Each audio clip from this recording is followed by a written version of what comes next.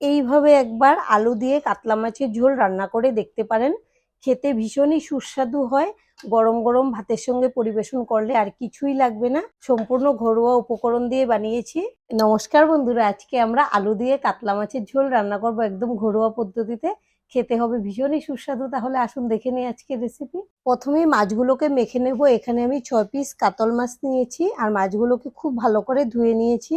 এখন এর মধ্যে দিয়ে দেব লবণ, হলুদের গুঁড়ো আর দেব কাঁচা সর্ষের তেল। এবার মাছগুলোকে খুব ভালো করে মেখে নেব। প্রত্যেকটা মাছের গায়ে খুব ভালো করে লবণ হলুদটা মেখে নেব। মাছগুলোকে খুব ভালো করে মেখে নিয়েছি, এখন এটা আমি সাইডে রেখে দেব। এখন একটা মশলা রেডি করব। এখানে নিয়েছি কাশ্মীরি লঙ্কার গুঁড়ো, ঝাল লঙ্কার গুঁড়ো। ঝালটা আপনারা যে যেরকম খেতে পছন্দ করেন সেই আন্দাজ মতো দিয়ে দেবেন। আর নিয়েছি জিরে গুঁড়ো, ধনে গুঁড়ো আর হলুদ গুঁড়ো। এখন জল দিয়ে মশলাটাকে খুব ভালো করে গুলিয়ে নেব। যদি আমার মতো এরকম গুঁড়ো মশলায় রান্না করতে চান তাহলে কমপক্ষেও 5 মিনিট আগে মশলাটাকে এভাবে গুলিয়ে রেখে দেবেন, তাহলে কিন্তু বাটা মশলার মতোই রান্নাতে টেস্ট আসবে। এবার এটা সাইডে রেখে দেব। এবার একটা মিক্সিং জারে নিয়ে নেব পেঁয়াজ। এখানে আমি 2টা মিডিয়াম সাইজের পেঁয়াজ বড় করে কেটে নিয়েছি। আর নিয়েছি 5টা কাঁচা লঙ্কা, 4 কোয়া রসুন আর আদা। অল্প জল দেব আর খুব ভালো করে এটাকে পেস্ট করে নেব। আর এদিকে গ্যাসে একটা প্যান বসিয়েছি, প্যানটাকে খুব ভালো করে গরম করে নিয়েছি। এবার দিয়ে দেব সর্ষের তেল। আমি রান্নাটা সর্ষের তেলে করছি, আপনারা চাইলে সাদা তেলেও করতে পারবেন। প্যানটাকে একটু নেড়ে দেব। এবার তেলের মধ্যে দিয়ে দেব অল্প একটু লবণ। লবণটাকে একটু নেড়ে দেব। এখন মেখে রাখা মাছগুলো দিয়ে দেব।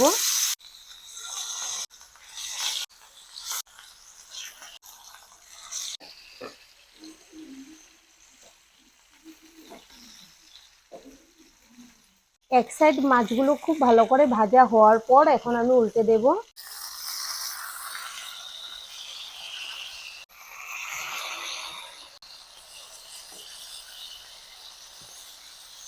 এই পাশটাকেও আমি খুব ভালো করে ভেজে নেব, একদম লাল করে।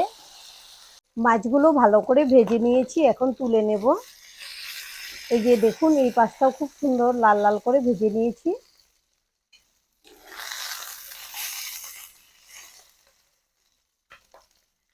এই তেলেই আমি আলু ভেজে নেব। আর আলুগুলোকে এরকম লম্বা করে কেটে নিয়েছি। সুন্দর একটা কালারের জন্য দিয়ে দেব হলুদের গুঁড়ো আর দেব সামান্য লবণ। এবার আলুগুলোকে নেড়ে চেড়ে লাল লাল করে ভেজে নেব। আলুগুলোকে লাল লাল করে ভেজে নিয়েছি আর 60% মতো সেদ্ধ হয়ে গেছে, এখন আমি তুলে নেব।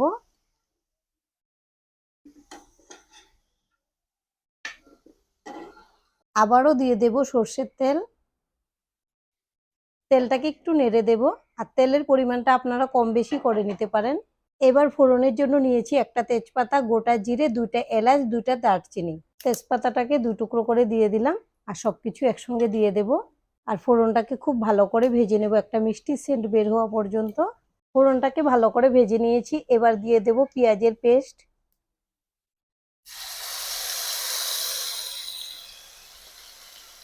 এবার দিয়ে দেব স্বাদ অনুযায়ী লবণ।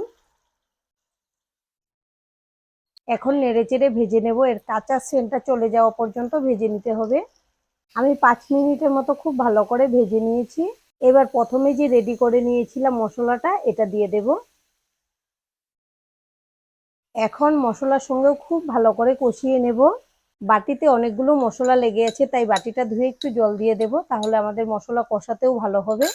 খুব ভালো করে মশলা কষিয়ে নেব। মশলা দিয়েও আরও 4-5 মিনিটের মতো কষিয়ে নিয়েছি, তেলটাও ছেড়ে দিয়েছে। এবার দিয়ে দেব ভেজে রাখা আলু। আর আমাদের আজকের রেসিপিটা সম্পূর্ণ দেখে যদি আপনাদের ভালো লাগে একটা লাইক অবশ্যই দিয়ে দেবেন। আপনাদের একটা লাইক আমাদেরকে অনেক উৎসাহ দেয় নতুন নতুন ভিডিও বানাতে। আর আমাদের পাশে থেকে চ্যানেলটিকে সাবস্ক্রাইব করে নেওয়ার জন্য অনুরোধ রইল। এখন আলুর সঙ্গে ভালো করে কষিয়ে নেব। এবার দিয়ে দেব চিনি।